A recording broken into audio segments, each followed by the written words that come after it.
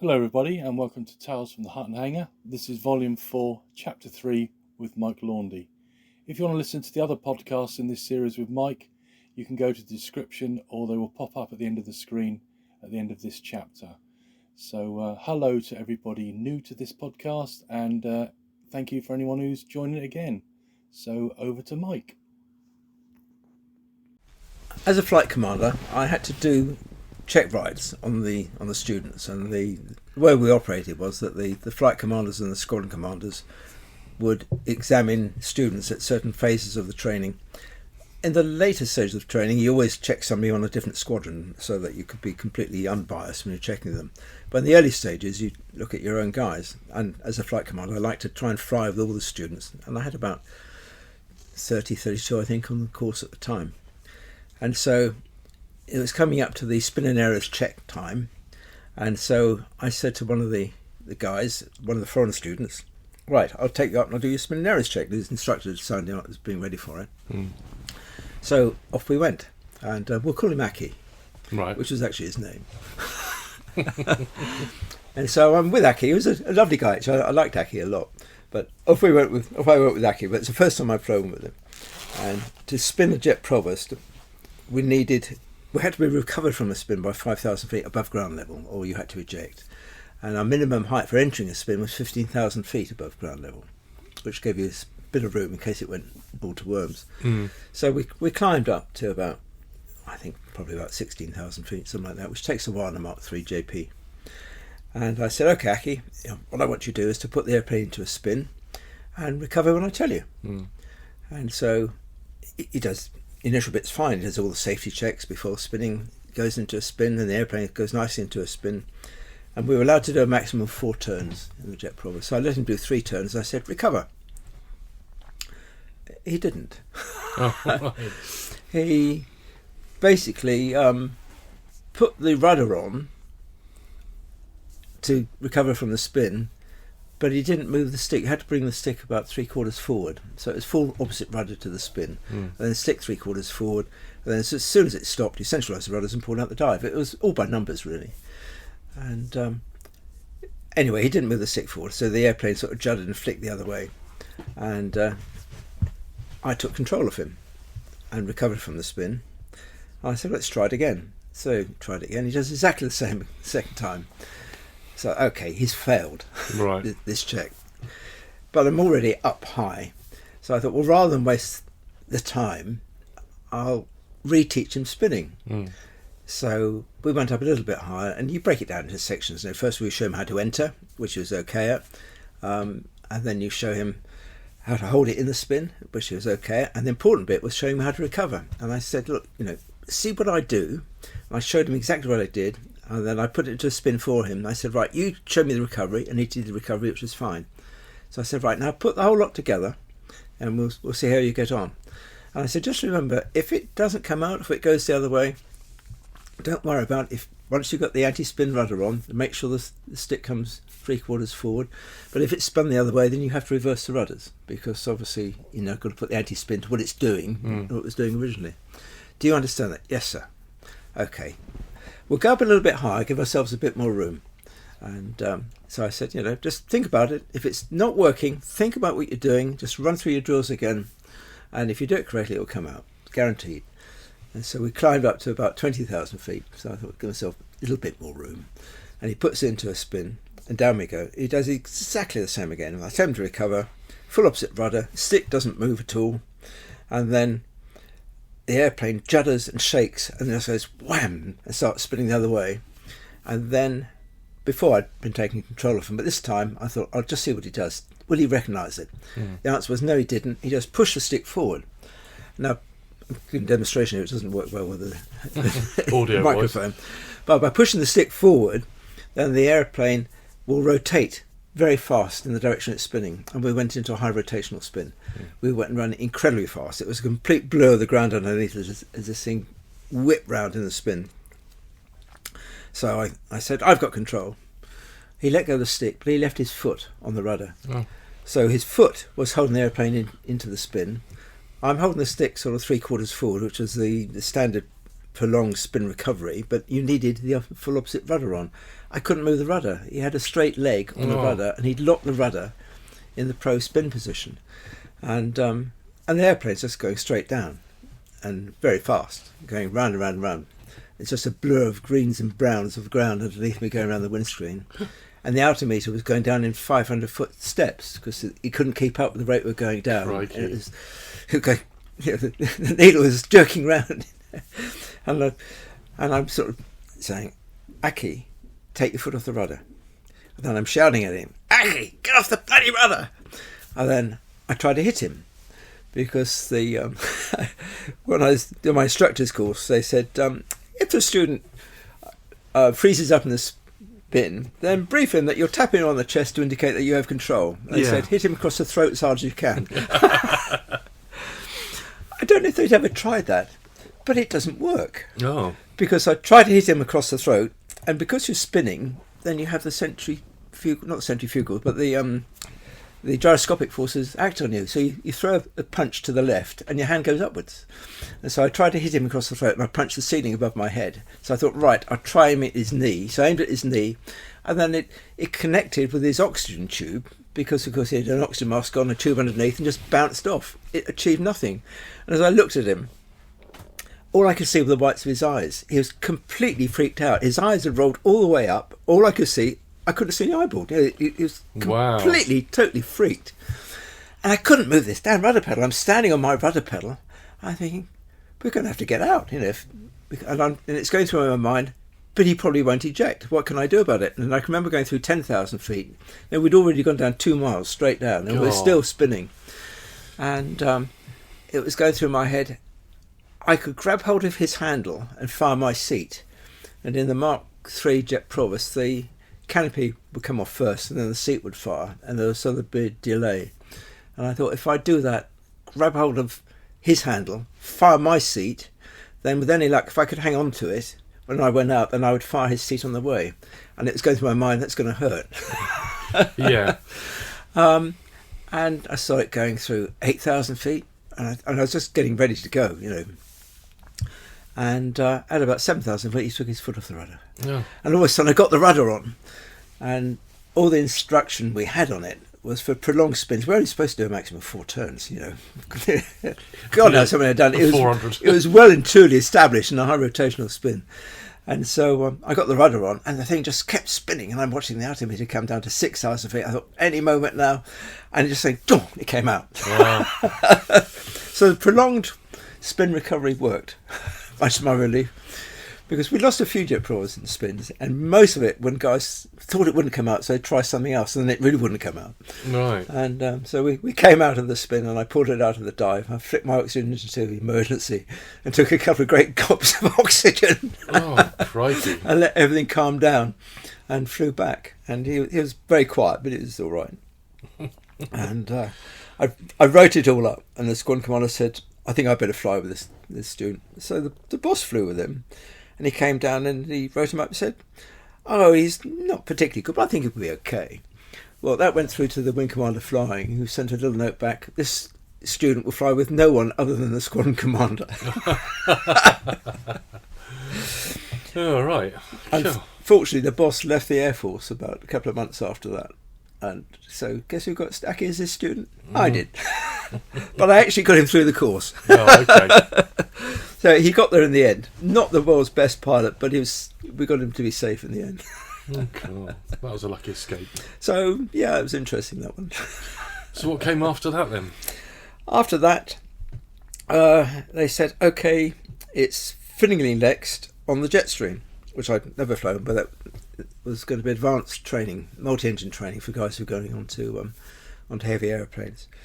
And so I got duly dined out at Linton-on-Ouse, which was great fun, and then pitched up at Finningley, where the Jetstreams were.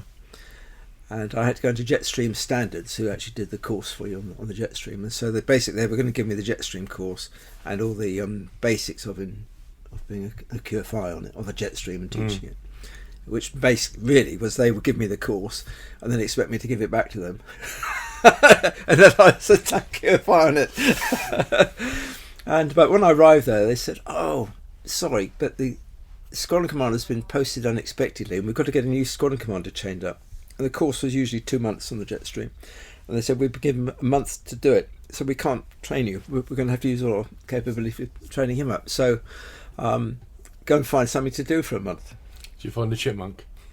Actually, I didn't. No. Not this time. Not this time. It crossed my mind. But I phoned up support command and I said, look, I'm spare now. I've got a whole month before. They said, oh, well, we can put you back to Finningley on the Jet Provost. I said, no, don't do that. I said, look, I've just left. I was a flight commander there. I've been dined out.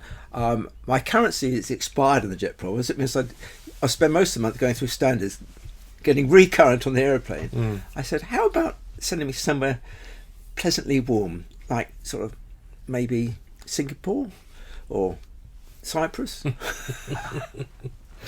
Manipulate them again. And so they came back and said, yeah, okay, we're sending you an air warrant to go to Cyprus. You go on Monday. What am I going to do when I get there? Not sure. Probably something to do with air cadets and summer camp. So I duly went to Bryce Norton and got onto a what was it? One of those big things I had then. VC-10. VC-10, thank you. Same engines as a Victor, actually. Yeah. And so, but you face backwards all the time. Which we always said, well, at least in the VC-10 you're facing the engines. Yeah. So after we headed to Cyprus, I arrived there. Nobody met me when I arrived, so I found my way to the officers' mess. Nobody knew I was coming. They found me a room, and I got booked in. The next day, I had breakfast. Thought I'd wander over to Ops. They must know what I'm doing. So I went into Ops. I said, right, I'm here. They said, oh, yes. What are you going to be doing? I said, oh, I thought you'd tell me that. I said, well, we just got a signal saying you were coming, but they didn't say what you were going to do when you got here. And I said, well, I was told you'd tell me when I got here. Probably somebody with air cadets. There aren't any here. They said they're redoing the runway, and the runway's going to be closed 6 days a week, and it's only being opened for when the VC-10 comes in. So I said, well, is there any flying going on here? They said, well, there's 84 Squadron with Whirlwinds.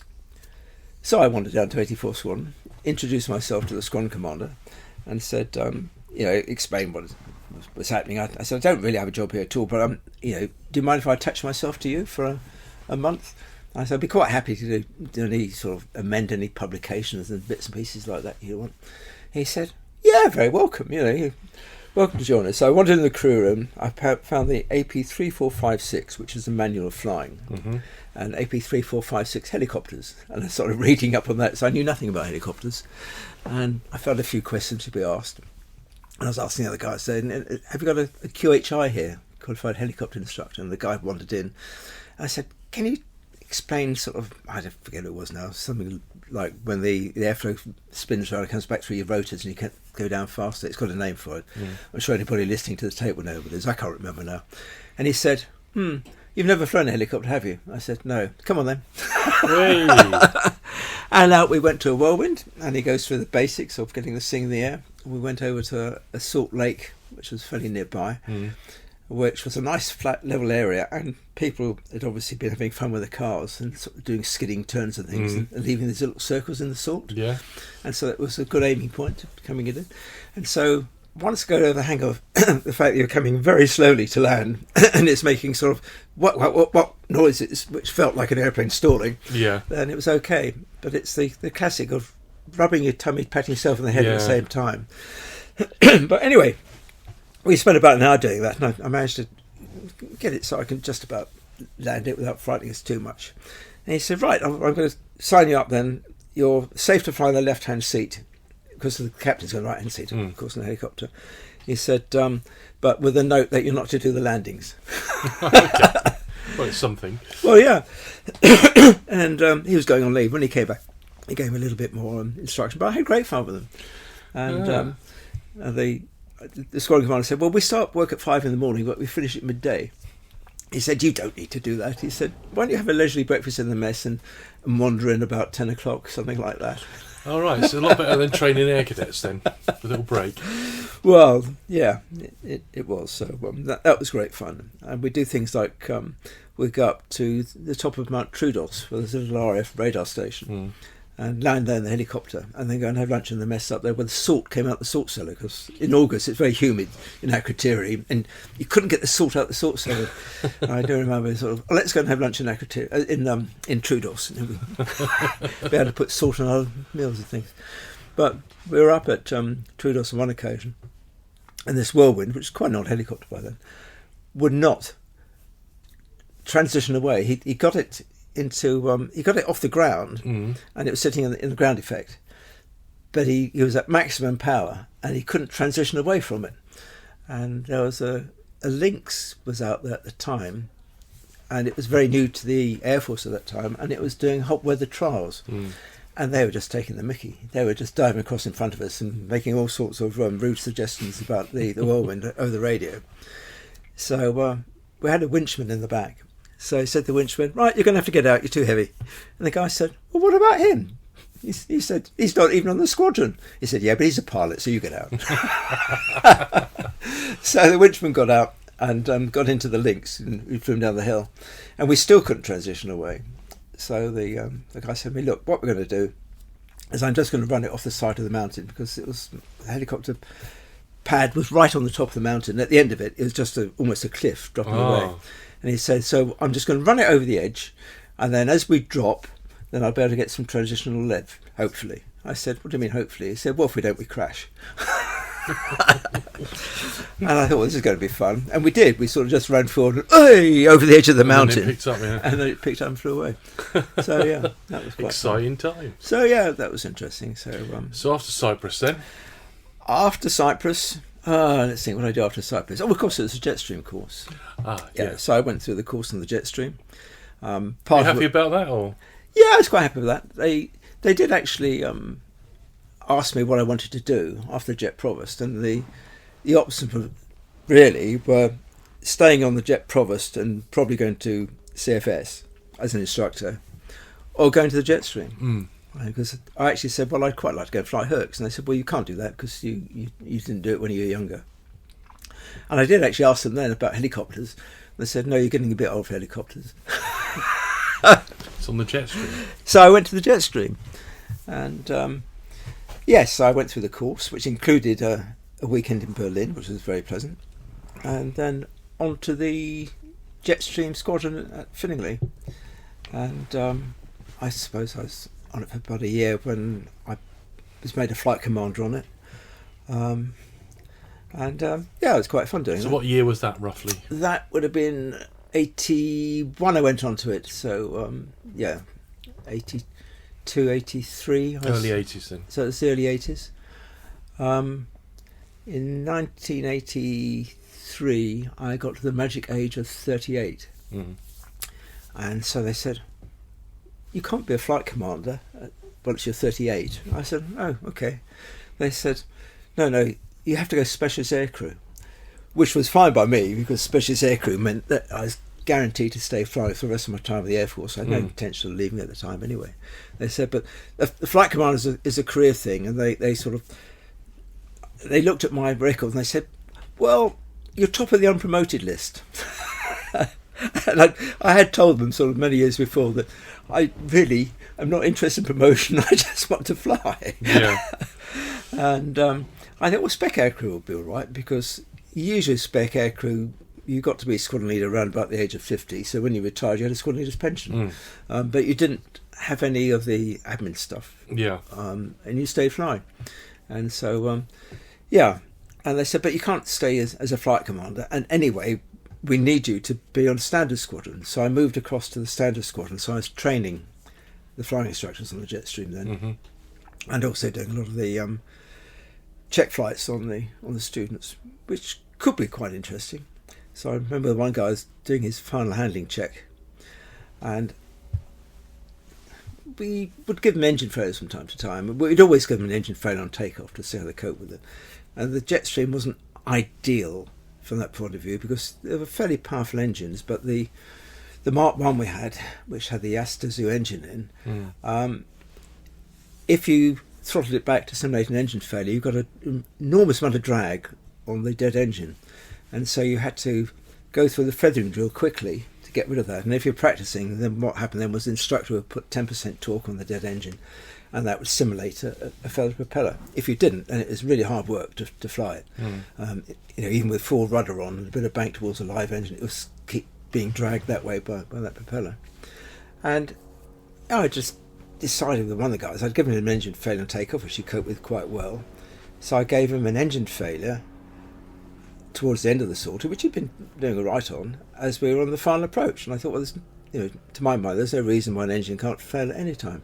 So I gave him the engine failure, and I think that was it. I gave him the right engine failure, because what I wanted him to do was to see that the runway was just in front of us, about a mile away. We were about 300 feet. All he had to do was to continue and land the aeroplane. Right. Nothing else. He Quite really straightforward, didn't need to do anything else. He decided he'd better do a go around because he had an engine failure, which is not the best thing to do. Put full power on the other engine. Didn't even think about feathering the one which was idle. Consequently, the airplane rolled fairly sharply to the right, and by the time I'd taken the controls away from him, we turned to about 90 degrees and we're pointing at the Emms Mess going down the road there. So so we sorted that out and had another look at it later. And I know the boss of Sanders said, well, that was a bit unfair, wasn't it, Mike, giving him an engine failure on finals. I said, well, why? An engine can fail at any time. I want to see if you could cope with it. I wasn't trying to make his life difficult. In fact, it was very simple. The only decision he needed to know was to continue on with the landing. And I said, he'll probably remember that in the future. And so, yes, and I can come back to that again a bit later. So that was the Jetstream bit. We had a guy arrive there who was too tall to fit into a Jet Provost. And they said, he's got very, very good results from University Air Squadron, which we're going through, but he's too big for Jet Provost. And his instructors are pleading with us to see if there's some way we can make him a pilot. So they said, you've done the basic training, do you think we could give him a basic course on the Jetstream? So apart from the aerobatics obviously, but so I did, and that was great fun because of course it involved doing a lot of low flying, great deal of low flying, and a lot of formation flying. That's good. And we did the other bits as well. And he was very good anyway, and he was fine. As I recall, he went off to Nimrod's in the end. So that came about then, which was quite handy. So that was the early part of the Jetstream flying. We could sort of use the airplanes for popping over to Berlin occasionally. Being a transport aircraft, I suppose. Being a transport type aircraft, and I don't know if I should really. Yeah, it's a long time ago. Go for it. I got a call from an ex-Harrier pilot group captain, and he said, "Have you by any chance got anybody going to Germany? So I'm trying to get to Gütersloh for a reunion." So I said, "Give me 10 minutes, sir." Well, and I'd had a call a couple of weeks before that from a WAF officer who was trying to scrounge a flight out there for a jolly. So we phoned up and said, "Do you want to come out to Germany?" So you're filling the bus up. So so she came as well. So off we went to Wildenrath, and we said to the group captain, "Well, we're going to go to Wildenrath. You'll have to find your own transport up to Gütersloh." So we went to Wildenrath, which was fine. And they had a guest night going on, which we couldn't go to because we'd had the wrong kit on us. But I went to bed, but Graham finished up chatting to the group captain there. And the next morning at breakfast, he informed me that he'd offered the group captain a training flight in the Jetstream, which I was going to be flying on a Saturday morning. So I did. We had a slight problem because I thought I'd show him how to shut an engine down and restart it in flight, which is what we did with the instructors. So I showed him that, but it didn't restart. So we came back up on engine. And on the ground I tried it. It started okay on the ground. So I thought, well, this airplane isn't going to go unserviceable until we've finished. And it happens sometimes. Sometimes the igniters didn't work very well at height on it. And that Saturday evening, we got invited by some of the guys to go to a party at Vegberg, which was the RAF hospital. And so we went to Vegberg, and I think it was definitely Graham. It wasn't me because I was a good boy. But he invited some of the nurses to come back the next day, and for a party at Wildenrath. And then he suggested, well, why don't we take them for a flight on the Jetstream? I thought, well, it's not really within the rules, but I said, look, we can get around it if we can get top cover. So we got in touch with the group captain we brought over, who was at Goodisloe, and we said, we're thinking about doing a training flight, so would you be happy if we came pick you up from Goodisloe and brought you back to Wildenrath? Oh, that would be marvellous, he said. So we did. We went over and picked him up, and he gets on, and there's all these nurses in the back. He said, oh, yes, we've got to tell you that they give you a nice suite at Wildenrath, and it's going to be party room tonight.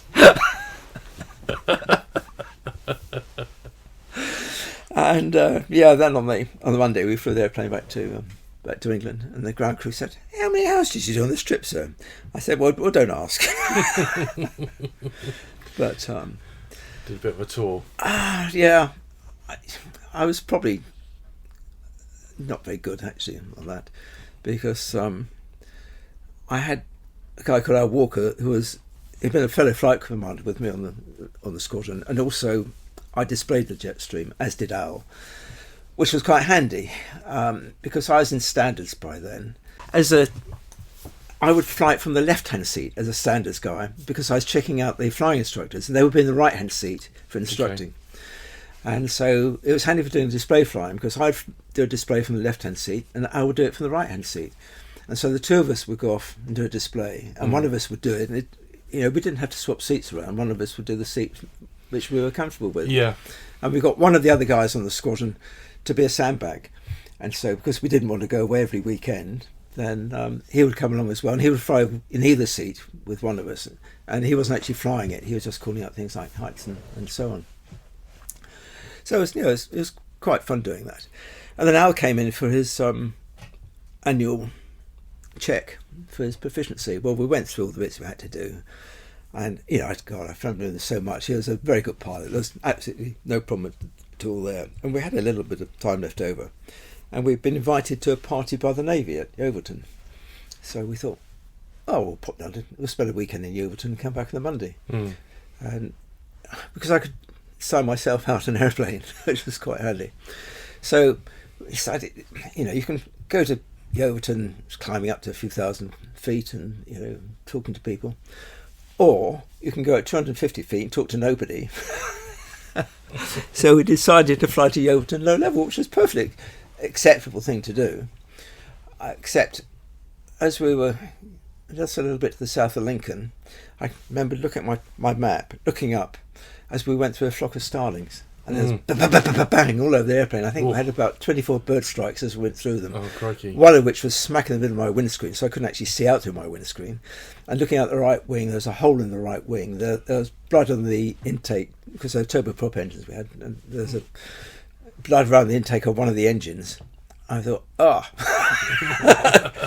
So the standard procedure for things like that was to leave the power where it was, pull up from low level, and divert the nearest airfield. So we put out an emergency call and diverted into Boddington and landed there. And they were really good there. And they put an intrascope through the engine to see if we'd actually damaged the engine with the bird which hit it. And they said, no, you're lucky. It hit the intake, but it hadn't gone through it. It obviously bounced off. And they got some battle tape, which is like very sticky tin foil. Yeah, speed tape in it. Speed tape stuff, yeah. And they patched up the hole in the wing with that. And so we forewent our party at Yeovilton and flew the airplane back to Finningley. Well, that's good then. Well, it was. Other than on the Monday, I was hauled in by the boss of standards, who wasn't a Jetstream pilot. He was actually a Domini pilot. And he said, what are you doing? I said I was doing a low-level navigation exercise with Al. He said, but it was 4:30 on a Friday afternoon. Well, we were going to do it to Yeovilton. I said, I thought I'd make it more interesting to fly it to Yeovilton and then do it and back again. And he got the impression that I was being a bit cavalier with Her Majesty's airplanes. You got rumbled a bit there. And he banned us from flying with each other. Oh. Which was a bit embarrassing as we did the flying displays together. And he was a flight commander of the squadron, and I was the standardizer for the squadron. But fortunately, about a month or so later, he got posted elsewhere, and the new guy came in, and he hadn't put anything in writing, so we got away with it. No, that's right. And carried on as per normal. So how long were you on Jetstreams for then? Well, I spent just over about 3 years actually at Finningley, okay. and as well as being on standard squadron, I was also the flight safety officer, poacher turned gamekeeper. So you're still Finningley. keen on being in the RAF then? You still, as long as you flew, you were quite happy. Or Yeah, did you I have was- thoughts about doing anything else? I was, no, at that time I hadn't really thought about doing anything else, and we had this message came round saying that the Navy were looking for a Jetstream flying instructor at Cordrose, because they had the exchange RAF flight guy there. It was exchanged against a Navy flying instructor in the RAF, and so this thing came up in the squadron, and I thought I quite fancy going to Cordrose, because I thought when I eventually retired, I quite fancy the idea of Cornwall. Yeah, So- it's down there. I applied for it. Nobody else did. And the wing commander called me and he said, this application, Mike, he said, I'm not going to approve it. I said, oh, why?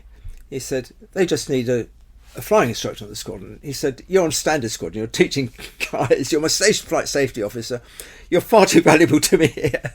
I'm, not going to progress it. So I said, fair enough. I thought there's not much I can do about that. He either recommends me or he doesn't. Yeah. But I was doing display flying. And I went off to where was it? Denmark. Not to actually do a flying display, but on static display in a Jetstream. And we used to get these things, and we used to go all over the place. And so they're on static display, and I'm parked next to a Navy Jetstream. And of course, we're chatting to the Navy guys, and we went out for a few beers with them in the evening. And I didn't know who they were from. I don't remember. In the evening, all the civilian clothes anyway. And one of the guys was ranting on about sort of the bloody crabs aren't giving us a replacement flying instructor. The Navy call the Air Force crabs. I'll explain why later. And they said we can't have one because they haven't got any volunteers. I said, well, that's not entirely true. I said, I volunteered. Oh, he said, did you? Ah. I said, yes. He said, well, you don't know who I am. He said, I'm the senior observer on 750 Squadron at Cordrose. He said, I think you fit in very well with us. He said, do you mind if I do something through Navy lines? I said, no, go ahead. I'd quite like to come down there. And so I went back. I went on leave. I got a phone call while I was on leave saying, don't know what you've been up to, but you've got a week when you get back, and then you have to join the Navy at Cordrose. Ah. And the commander, not the commander, that's Navy term, the wing commander flying would like a chat when you come back. So I went back, went in to see the wing commander, and he was really quite cross. He said, you've done this behind my back. He said, I can't do anything about it. He said, because it's come down from MOD that you've got to go. And he said, going on and on. And I said, don't be so naive, sir. We've both been in the Air Force a long time. We know how the system works. And he glared at me and then he just burst out laughing. Piss off. Fair play. So, but I got to the Navy. I found that what they had done, they have a much shorter command train for the Fleet Air Arm anyway. So it goes from Fleet Air Arm to Naval Air Command to MOD. Just sort of 2 steps, whereas the Air Force went through a few more steps to get to that level. And they'd fed it through the system that, they would like an RAF officer there to replace the one. And and they knew that they had a volunteer. So I headed off down to Cordrose, and I had to be taught sort of some fairly basic language, like, the toilets become the heads, the corridors become the gangways, and your bedrooms, your cabin. Junior officers aren't allowed alcohol in their cabins. And I said, well, for me, I'm Air Force, and it's a bedroom, so I will have alcohol in my bedroom if I wanted. So you weren't fully Navy then? No, I was still RAF. Still RAF, Yeah, I wore an but just- RAF uniform, yeah. Oh, I see, Yeah, okay. yeah. So I was still in the RAF. But you sort of had to go with their rules to a point. Well, up to the point, it was handy to learn that, what they called things. Like if you walked on the grass in front of the captain's office, there was a life belt there which somebody will throw you and call man overboard. Weird stuff, yeah.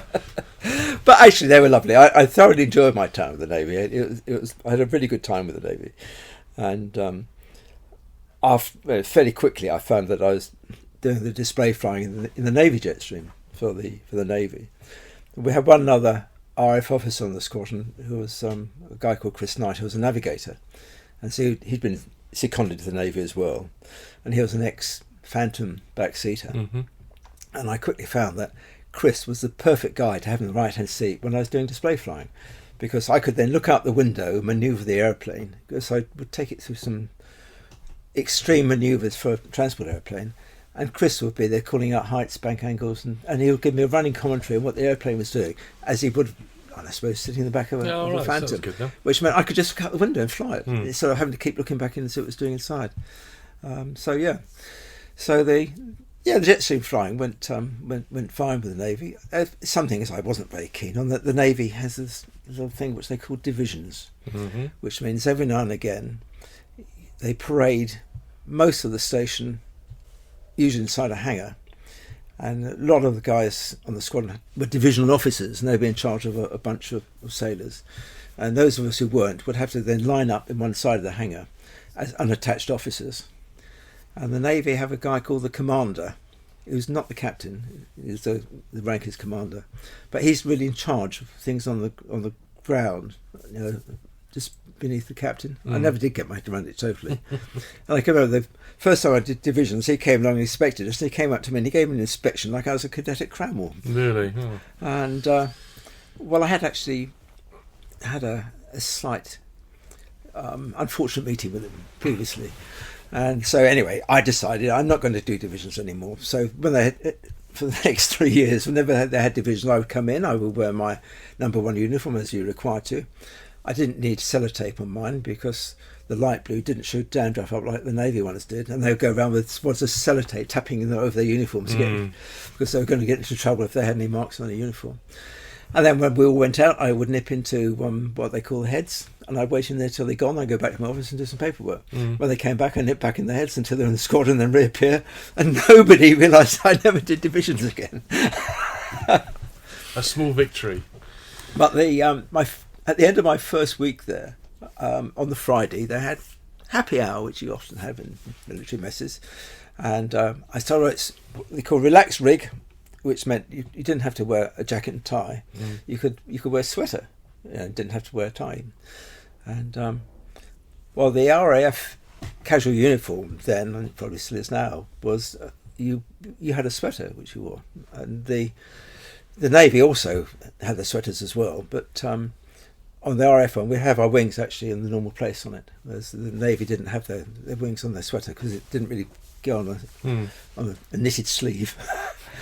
And so anyway, I was there at the happy hour, and of course I was going to be living in the wardroom there, the mess there, if you like, in the wardroom. And so I'd had a few beers, and then the guy said, you don't need to sort of change into anything sort of posh for a meal, it's all casual rig. So I went down and sat down at this table, and there was a rather smart gentleman there in a suit. And as soon as I sat down, he said, "You're in the wrong rig." And he didn't say who he was. I guess he probably was someone fairly senior, but he didn't say who it was. So I said, "I don't think so." I said, "It's we're allowed to wear sweaters." And he said, "Yes, but that's the wrong rig." I said, "Excuse me, but who are you? I don't know who you are." He said, "I'm the commander." And I said, I knew he wasn't the captain because I'd met the captain, but I didn't know the difference in those days. I said, "Well, the commander of what? You're not the captain." I'm being kicked by the Navy guys around me. And he said, "I'm the bloody commander." Got up and stalked off. And they said, "What are you doing?" And I said, "Well, who was he?" He said, "He's the commander." "Well, what's the bloody commander?" He said, "He's in charge. He's the boss." I said, "What does the captain do?" "Oh, the captain's a figurehead." But the commander's the guy. He's and they said, "You haven't got a good footing with him." So of course, the first interview, that's why, in the first inspection he gave me, or the only inspection he gave me, was quite a severe one. Later on, we had the commander's inspection of the squadron, and by that time, I had my own office as the head QFI in the squadron, and so I had to put all the publications out, and so he would come around and he'd flick open the occasional one to make sure they're all up to date and things, and you'd get a bollocking if they weren't. Well, the other thing which I did on the RF Jetstreams was to, and before that actually, was scuba diving. And so in the past I'd borrowed an RF Jetstream to go down to Gibraltar with the diving club. You did need a qualified aircrew member in the right hand seat. Well, one of the guys in the diving club at Finningley was also one of the instructors on the Domini they had there as an NCO aircrew. No, it was a pilot. He was some sort of electronics guy. And so I said, "Oh, come on, get the right hand seat. I'll give you sort of a quick half hour on the Jetstream and qualify you to fly right hand seat in the Jetstream." So I did that, and then I basically borrowed an airplane for the week. I taxied over to near the gliding club. We loaded everything on board the airplane to head off to Gibraltar. We had to stop on the way because with all the diving kit and the weight belts and things, it was too heavy to put the fuel on to get us all the way to Gib. So we stopped in Portugal on the way down and then carried on to Gib. As you do. Brilliant. But I called Droz and I knew I was going to get a secondary duty of some sort. So I volunteered to be Officer IC Sports Diving. So I was the officer in charge of sports diving there, which meant I could go diving occasionally when I wanted to and use the Navy facilities for that. So I had the Navy Book of Diving on my desk. And so the commander comes into my office. I'm sort of standing there, sort of fairly smartly at attention. And he looks at me and said, "What's the crap doing with the Navy Book of Diving?" I said, "I'm Officer IC Diving." "Oh." Another shock for him. And stalked out the room. But, yeah, I had a lot of fun with the Navy. I really did. Oh, gosh, I remember going to Berlin once.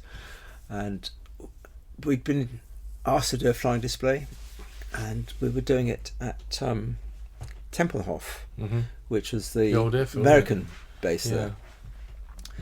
And we discovered that you've got lots of people like to buy memorabilia and things, and so the guys on the squadron would get this pile of postcards and all sorts of stuff, set it out on the table where their airplane was, and flog it off to the people at the air show. Nobody else was doing this. Back in the UK, it was quite common, you have people doing it, but it wasn't so common in Germany. So with all this stuff being sold off, I had to stop one of the Navy officers who was very politically incorrect, and he'd got some black tape which he cut up little bits, and I got a photograph of him with a notice he made, which was a little moustache on his lip with a notice, "Moustaches for sale." And I said, no, please don't do that. That is not a good thing to do. And while we were there, this American general came along, and he looked at all these guys throwing his stuff off as they all stood up to arrive. He said, "Geez," he said, "sure as hell you guys ain't commies." And carried on. Oh, brilliant. And I did a display there, so it was quite fun. Have you ever been to Tempelhof? No, I've read about it, and it's a beautiful airport, isn't it, with the covered things and it was a lovely airport, but it was right in the town. Yeah, because they've closed it now, and they just got like a park, haven't they? Yeah, but, yeah. And so for doing a display in the Jetstream, basically what I did was I would get airborne by raising the undercarriage. So I go down the runway. When I had flying speed, I just eased it slightly and select gear up. And so you just went on, up came the wheels, and you're still at the same height. And I could push the speed up to, I suppose, something like 200 knots by the time I got to the end of the runway, and pull it up to a very steep climb, and then do a wing over through 90 degrees and down again, disking the props to give me lots of drag. And so I could get it down quickly to the height, and then I did a few other manoeuvres, and then I would normally come in doing a fairly fast run, knife edging it, where you roll it onto one side and you put the rudder in, which pulls the nose up, and so you literally go along as though you're on a knife edge, which worked out quite well. And to do that, to get the positioning right, I had to fly between the houses just outside the airfield. Yeah. I'm looking out the side, looking up at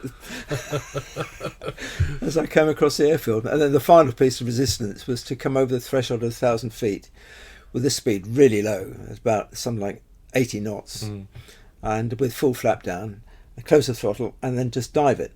And the drag you got off the propellers would stop you accelerating too much, and you go from 80 up to about 130 in the dive, and then start pulling about 150 feet, plonk it on the ground, hit full reverse, and take the first turn off the runway. Wow. And that used to look. There's only so much you can do with Yeah. It's a good aircraft, though, is it? The aircraft. It's a good airplane, yeah. But I know I did that in Berlin, and I was having a look at one of the American airplanes, and one of the guys said, "Geez, I've just seen your display." He said, "Well, they sold well in America, didn't they?" Jetstream. He said, "Do you need a wheelbarrow to carry your balls around in?" Oh, that's a nice compliment. So that's quite a compliment. I chatted to another American, one of the American pilots were there. The thing about Berlin at the time, before the wall came down, it was only transport airplanes that were allowed to go there. So there are no fighters, there's no fast jet stuff there. And that evening they had the reception in the terminal. As you said, it's a beautiful terminal, the old pre-war terminal there. And I was chatting to this American guy. We'd had a few beers by then, and there was a Russian general there because I think it was from the Air Safety Centre, which was 4-power thing. And so he'd come across with an interpreter. He'd been invited there. So I said to this American I was with, "Have you ever met a Russian?" He said, "No." I said, "Let's go and say hello to the Russian general then." So we staggered across, and not many people were talking to the Russian general. So we said, "Good evening, General." It's all translated for him. And we introduced ourselves and said hello. And we just had a polite, very polite, sort of nondescript chat for a few minutes, then disappeared off. Next morning we had breakfast in the same place, really nice breakfast, and this American was there, and he said, "You bastard." He said, "What did the linemen do to you?" I said, "What are you talking about?" He said, "I've been up all night being grilled by the CIA." Oh, crikey. as to why I was talking with that lineman to the Russian general, and what were we talking about? He said, "But what have the Brits done to you?" I said, "Nothing." Just being British and polite. So yeah, that was quite funny as well. So so all sorts of things happen out there. One of the things I had to do when I was with the Navy on the Jetstream was to train Navy pilots to be an instructor on it, and it was a case of guys who were already instructors flying other aircraft. Usually they were using the Bulldog then as basic training for guys before going on to helicopters. And so I had the task of training a couple of Navy pilots to be instructors. The first guy I flew with was finding it very difficult. He wasn't used to going any faster than about 100 miles an hour, I think, in helicopters, and maybe 120 in a Bulldog. And he was very reluctant to take the airplane any faster than about 150, whereas our top speed in the Jetstream was 270. So, and he was finding it. So I decided that I wouldn't make him an instructor straight away. We'd wait a year until he got used to the airplane, then I'd have another look at him. So another guy came along, a guy called Pete Waldridge. He's a lovely guy. And we were going through the course, and a couple of interesting thing happens when I was with Pete. One of the things I had to teach him was how he should teach shutting down an engine and then relighting it in flight. And the Jetstream is a bit odd, because if you shut the engine down, this is with the Aster Zoo engines, which the Navy had on their Mark II Jetstream, you had to either start it within a minute or leave it shut down for 10 minutes, because you either had to start it while the engine was hot or let the engine cool down. And the ignition system was such, we only had 2 igniters on each engine, and if one of them wasn't working very well, then it might well have worked fine on the ground, but it wouldn't necessarily work up at usually about 10,000 feet when we were doing that. And it wasn't unusual for the engine to fail to start, and I'd had numerous occasions when I'd been on the RF Jetstreams of the engine not starting and just coming back with a pan call out, which is a emergency but not serious emergency, and landing on one engine. So I was up with Pete, and I had to do it with him anyway, because it's something he had to know how to do. And so I did it with him. He shut the engine, and of course it wouldn't start. And so he was flying it. So I said, well, the best thing to do then is we don't put our emergency call at this stage, because we have to give it 10 minutes before we can try it again. But we'll head back, so we're overhead cooled rows. So we headed back to overhead cooled rows. 10 minutes was up, and he tried to start it, and it wouldn't go. It just would not go. So we had one engine out, we had it feathered, and it's flying happily on the other engine. So I called up cooled rows and said, right, we were recovering. I had to put out a pan call then, because we're on one engine. And so Pete throttled the engine back to start descending, and the good engine started surging, which was not supposed to happen.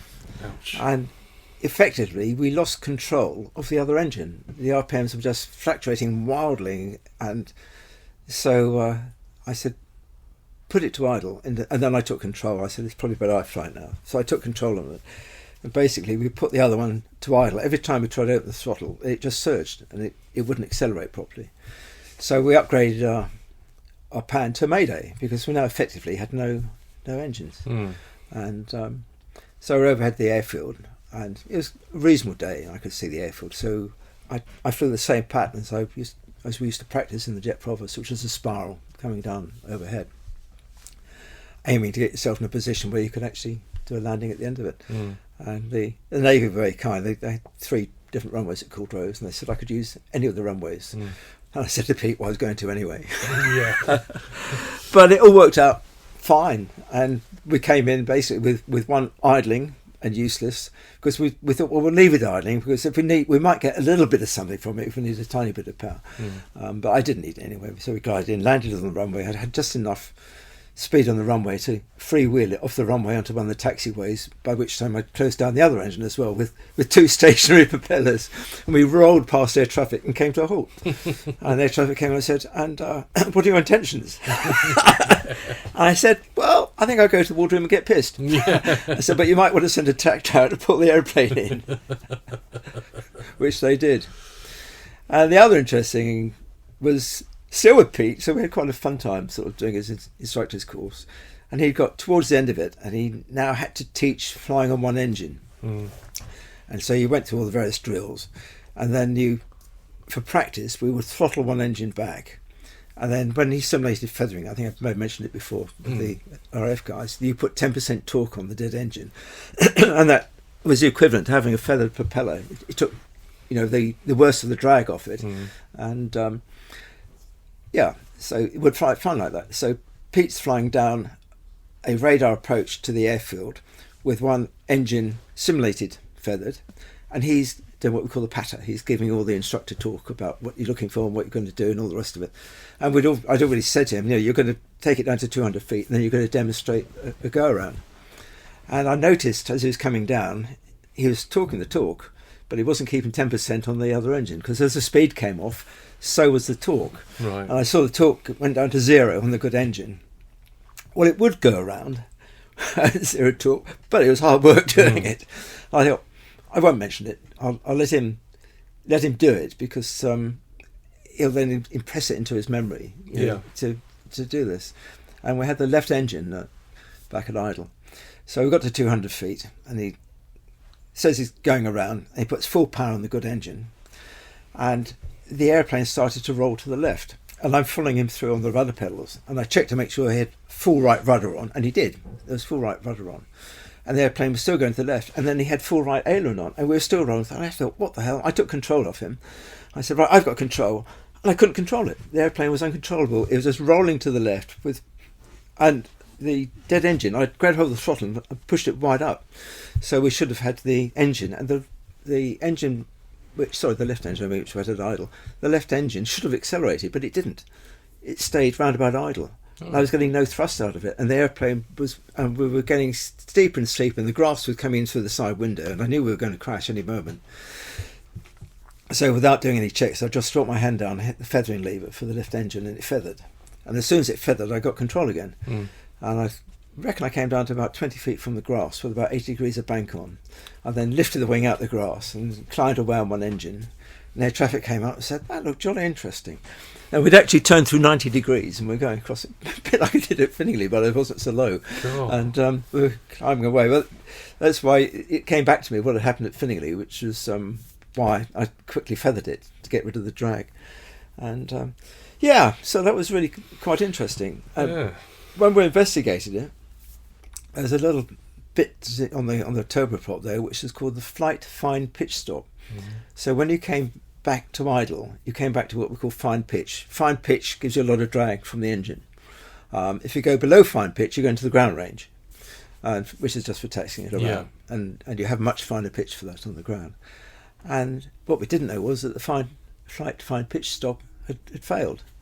So when the engine came back, it didn't just come back to idle, which is what the gauges showed us. It got into the ground range. We were getting reverse thrust from it as we tried to go around, and you couldn't do it with reverse thrust. It was going to crash with reverse thrust in, and the engine wouldn't accelerate because the blades had come so far back that they're pushing against all the airflow to come round, and they just weren't reacting very fast.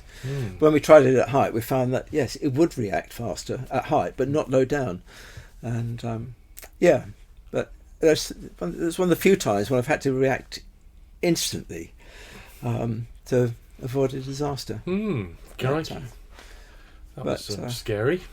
Well, actually, it's not really. But you learn from it, I suppose. You learn from it. So what was it? Just a locking device on the actual levers, or no? It's on the blades themselves. When they come back, there should have been a mechanical lock, which would have stopped me going into the ground range. But that failed. And that had failed. So they went into the ground range, but we had nothing to indicate that had happened. The only other time I used that was doing a display.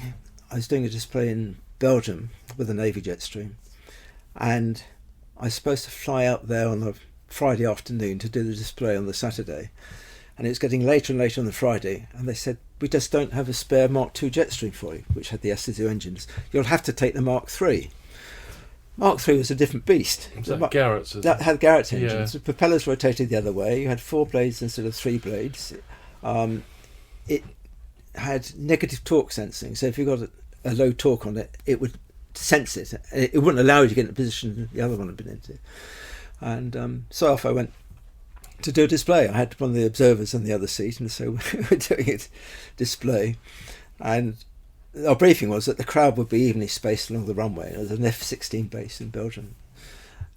But they weren't. When I took off, I could see all the crowd were at one end, the interwind end of the runway. So they had a long runway, about 9,000 foot runway. So I thought, I'd say to myself, my aiming point for the threshold is halfway down. I don't need all that runway for a Jetstream. So I put my display over the second half of the runway, and the last bit was to come in at 1,000 feet and then do this steep approach, very steep approach. But I'd never tried it in a Mark III before, and so when I pushed down the steep approach, I told them I was landing off this, and I heard a phantom call up running in behind. He was clear the display with the Jetstream landing in front of him, and he was coming in at about 400 knots behind me, and I'm coming down like this, and the airplane is accelerating because I wasn't getting the drag off the props because the negative torque sensing was kicking in. And as I was going through about 500 feet, I thought, this isn't going to work. I'm just going to be going way too fast, but I can't overshoot because I've got a phantom running in behind me. There's only one way out of this, and I selected reverse thrust on both engines in the air, which is a big no-no. Wow. And all sorts of warning lights came on inside the cockpit, and the observer said, what are you doing? I said, don't worry, I'm going to cancel it before we land. And so I came down with the reverse thrust in, which stabilised the speed as I came down, but it gives you a very fast rate of descent. And at about 150 feet, I clipped them forward out of reverse thrust, and so they then went normally, and I did the landing, but I didn't have much runway left because it had pushed me further down the runway, and so I plunked it on the ground, and I could see the end come out quite quickly, and I needed to get full reverse thrust in, and so I put the nose onto the ground, the nose wheel down, which gave me dump flaps, so the flaps go right the way down to about sort of 80 degrees, gave you a lot of drag, and with full reverse in, I stopped. I probably still had about 50 metres left at the end of the runway. The only problem was when I put the nose wheel down and the flaps went all the way down, I was 20 knots above the maximum speed for lowering the dump flap. And I pinged a few of the rivets on the flaps when I did that. But it was Belgium. And what are Belgians very good at doing? Any idea? Chocolate. They make beer. Right. So I got a big case of Belgian beer, stuffed it on the airplane. When I got back to Coudreau's, I went into the line hut where the ground crew were, and the head guy there was a guy called Shiner Wright. I said, Shiner, I brought you a present for Belgium, and gave him a case of Belgian beer. He said, what have you done to the airplane, sir? I said, I may have slightly overstressed the flaps. You better give him a check.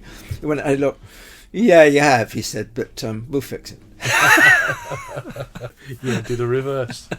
Yeah, do the reverse. But no, I had a lot of fun with the Navy, and one of the great things was really the Navy were asked to provide an airplane for a fighter meet in Germany, and so they said you can have a Jetstream, Well, that wasn't really quite what Wanted. the German Air Force had in mind. And they were very polite when they came back and said, well, that's not really quite what we wanted. But there is a flying display at Erding, which is near Munich. We'd be delighted if your Jetstream to go there. Great. So we took a Jetstream down to Erding. And I did the display. It was quite interesting because it was a F-104, the F-104 fighter. And it was a very narrow runway. Oh. But anyway, the display went fine and it went down quite well. And so we went back. Our actual accommodation we had was actually American accommodation, which was outside the main base. And being a proper Air Force officer, I put on a jacket and tie. I wandered back to find the rest of the guys I was with were all in scruff gear. And they said, why are you dressed like that? We're going into Munich. And I remember they had a quick vote. They said, well, we're not taking you like that. You've got to go and change into something scruffy. So I went back and I changed into sort of something more scruffy. Couldn't get back into the base because they'd shut that gate to get in. So I then worked my way all around a whole airfield to get to the other side. Eventually found the main gate and got in there. Eventually found my way back to the officers' mess there. And of course all the guys I was with have given up and gone. Mm. But there were a couple of German air traffic controllers there who spoke perfect English. And so I was chatting to them, and they took me under their wing for the rest of the evening, which was absolutely lovely. And the next day I was invited around to the house of one of them, and then he said, I'll take you on a tour around Bavaria. Oh, that's nice. And so they drove me around Bavaria. I got on very well with them. So I said, why don't you come and visit us at Cold Rose? And they said, I don't think the German Air Force will allow that. I said, well, at the time, the Germans were part of the, I think it was a Harrow-Tripart thing at Wildenrath, and so there were some Germans involved with that. I said, they don't have transport airplanes, you can get a trip on one of those. I heard from them eventually, no, we can't, they just won't do it. I said, all right, I'll see if I can get a Jetstream over to you. So, in fact, that was when I did the Berlin display in the Jetstream. So I sent a message to the Naval Air Command saying, it'd be quite nice if we brought some of these German guys back to Wildenrath, because it will give us somewhere we can go in Germany, because the training observers like somewhere to fly to at weekends. Okay. And I said, if we can pop into Munich on the way back from Berlin, working the assumption that whoever's going to read it hadn't looked at a chart. Because going from Berlin to Munich is not quite a straight line coming back to Cold Rose. But they let me do it, so I flew down to Munich. I picked up the about half a dozen of the German guys, took them back to Cold Rose, and we gave them a really good week. We took them down to Yeovilton, showed them around the Navy Museum, where they could see all the pictures of the Navy shooting up the Germans during the Second World War. Oh, right. We introduced them to the Spingo beer, which is powerful local brew there, which they were quite surprised at. We took them to the open air theatre, which was on the coast there. So we had a really good time, and we had a standing invitation to go back. Oh, that's good. And so after that, I had another couple of years at Cold Rose. I went to Oktoberfest each year. We managed to do a trainer for Oktoberfest. So it came in useful then for some leisure activities. Also, the Navy tend to have a long weekend in January time. And so we took the airplane then, and they took us skiing. They took us in the private cars, gave us skis from the German Air Force, and off we went skiing for the weekend. Very good. So, yeah, that was quite good. Although I had to do something useful with it, so I used it as a training flight for the Navy guys who... you've got a thing called a procedural license, instrument rating in the military. The normal one you get does not allow you to fly in civil airspace. You have to get a procedural rating to do that, which means flying in airways and things like that. And so one of my jobs was to train the Navy guys in the procedural flying. And so I do a procedural training flight out to Erding and a procedural training flight coming back. So I actually use it for something useful. Well, that's good. At least you're doing something official.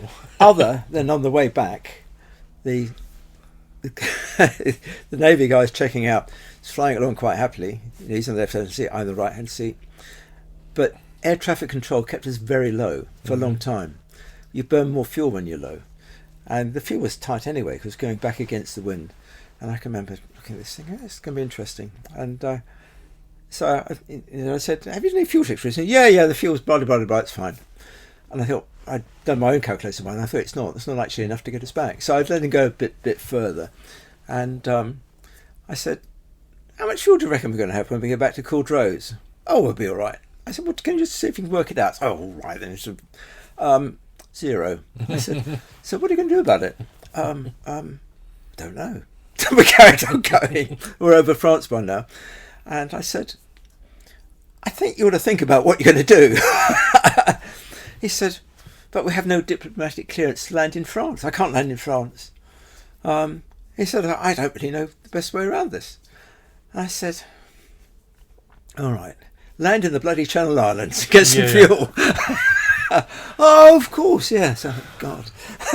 It's a navigator. Oh, crikey. No, it wasn't a navigator, it was a pilot. A pilot, and he didn't know where Jersey was. Well, he should have done, but it wasn't. He couldn't think. All he could think of was, I'm not allowed to land in France, so I'll just have to keep on going in hope. I thought, that's not a good idea. So, and I had a good time in the Navy. Sadly, not long after I left, one of the other guys doing the same display as I did crashed. Oh. They were both killed. Oh, that's a shame. Which was a great shame.